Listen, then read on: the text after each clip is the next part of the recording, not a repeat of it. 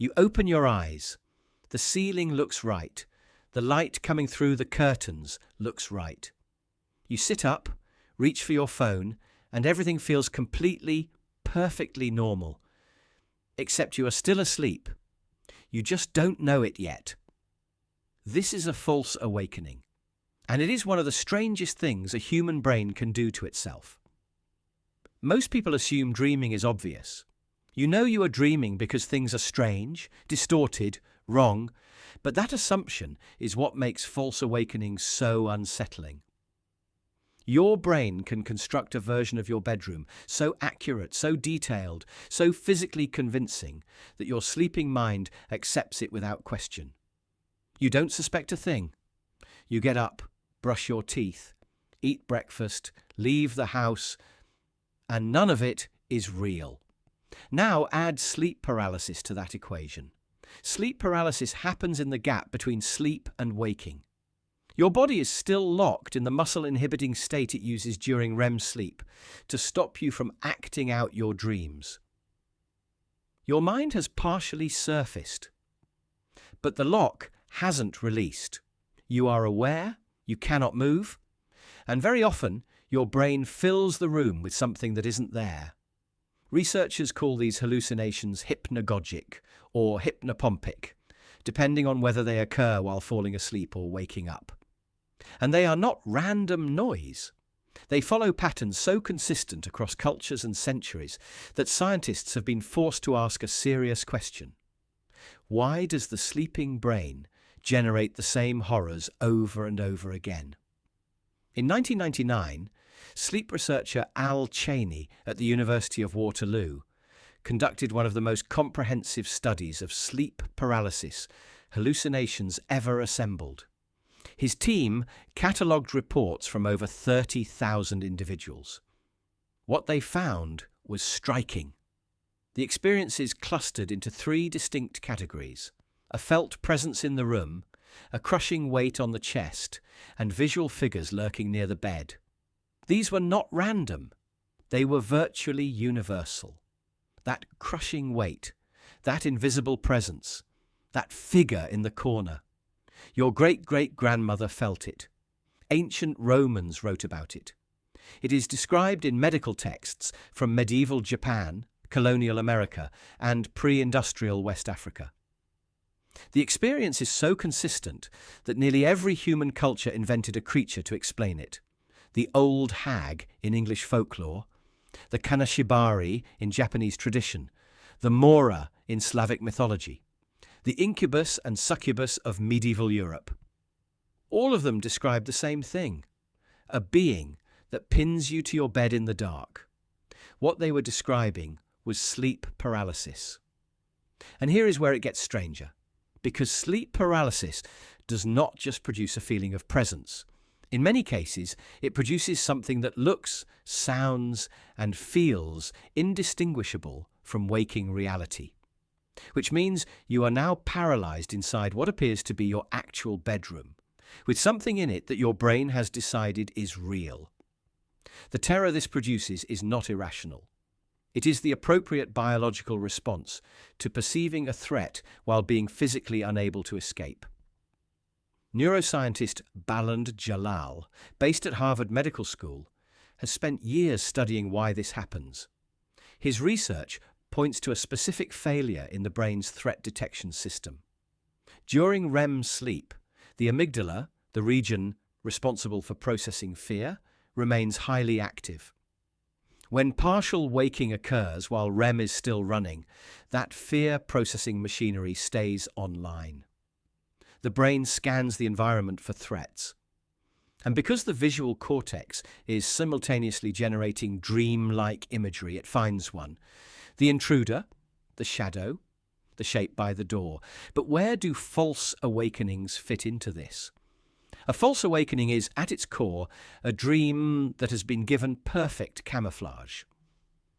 Psychologist Stephen LaBerge, founder of the Lucidity Institute and one of the pioneering researchers of lucid dreaming, documented false awakenings extensively throughout his work in the 1980s and 1990s. He observed that they most often occur in the same stage of sleep that produces sleep paralysis, the final cycles of REM in the early morning hours, when the boundary between dreaming and waking becomes genuinely thin. In those final cycles, your brain begins rehearsing waking up. It is preparing to transition back to consciousness. And occasionally it runs the rehearsal before the real thing.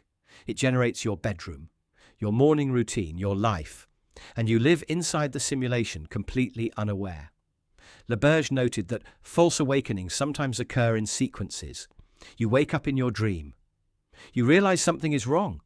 You wake up again, and you are still dreaming. Some individuals have reported chains of 3, 4, even 5 consecutive false awakenings before the real one finally arrives. There is a 2011 study published in the International Journal of Dream Research that documented a particularly striking case. A participant who experienced a false awakening attempted to perform a reality check they had been trained to do, believed the check confirmed they were awake, and continued into a second false awakening, still fully convinced they were in the real world. The reality check had failed. The dream had anticipated it. This is the part scientists find most fascinating. False awakenings are not passive. The dreaming brain does not simply replay your environment, it actively simulates it, filling in detail, constructing plausibility, even generating explanations for things that seem slightly off. Your lamp is in the wrong corner, but your dream self decides you must have moved it last week. The light is too blue, but you decide it must be cloudy outside. The brain is extraordinarily motivated to maintain the illusion. Why? Because waking up costs energy. Genuine arousal requires the brain to shift its entire neurological state, to suppress REM circuitry, ramp up alertness systems, recalibrate the sensory cortex. And the sleeping brain, like all biological systems, defaults to the path of least resistance. If it can convince itself that a dream is waking life, it will.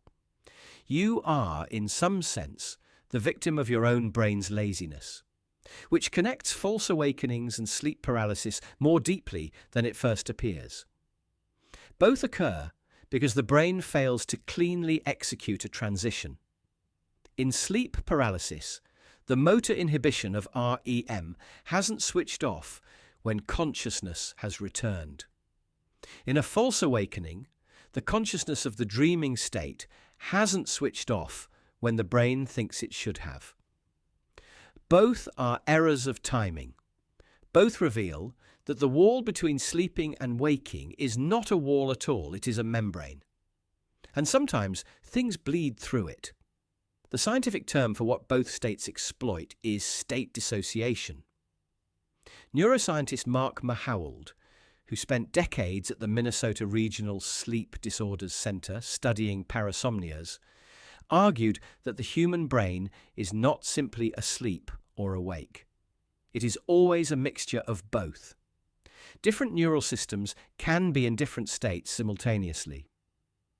The part that controls your muscles can be asleep, while the part that processes fear is awake.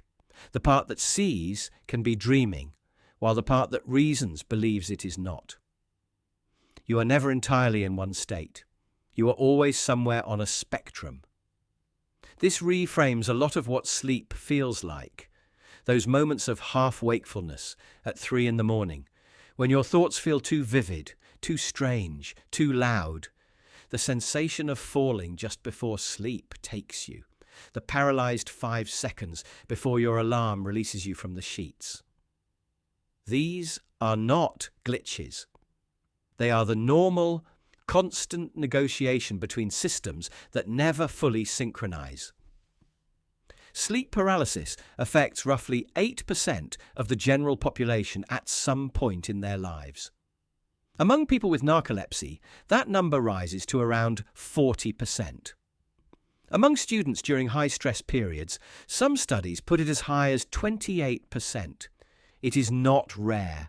It is not dangerous.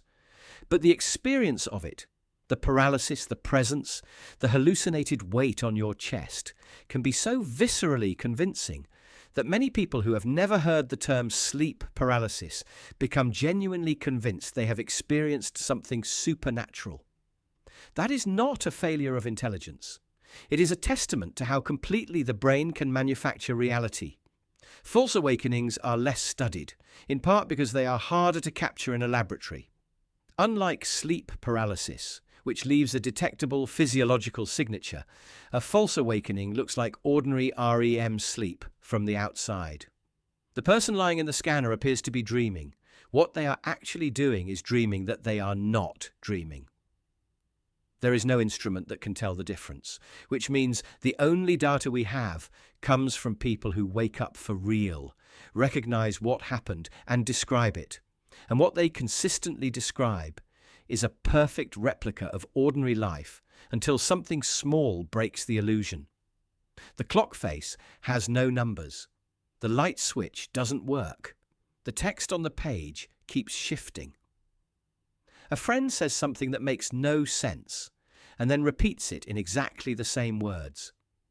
That is the moment of rupture, the moment the simulation fails to maintain itself. And here is the thing about that moment. It is not frightening once you recognize it for what it is. It is, in a strange way, one of the most interesting things a conscious mind can experience. The moment you realize that everything around you was constructed by your own brain in real time without your knowledge or consent. And that it was so good, so seamlessly, convincingly, completely good that you had no idea. Tonight, when you set your alarm and close your eyes, your brain will begin to build a world. Most nights, you won't notice. You'll simply drift through it and wake up in the actual one. But some night, maybe one night soon, you will open your eyes, look at your ceiling, sit up in your bed, and feel that everything is exactly as it should be. And for just a moment, you won't be able to tell the difference.